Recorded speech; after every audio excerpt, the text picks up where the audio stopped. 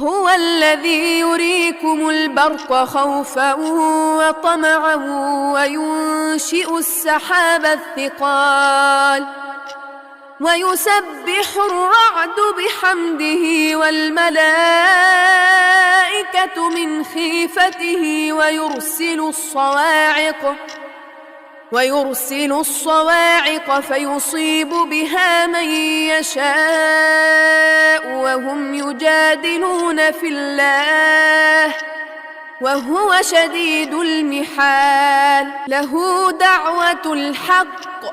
والذين يدعون من دونه لا يستجيبون لهم بشيء إلا كباسط كفيه إلى الماء ليبلغ فاه وما هو ببالغه وما دعاء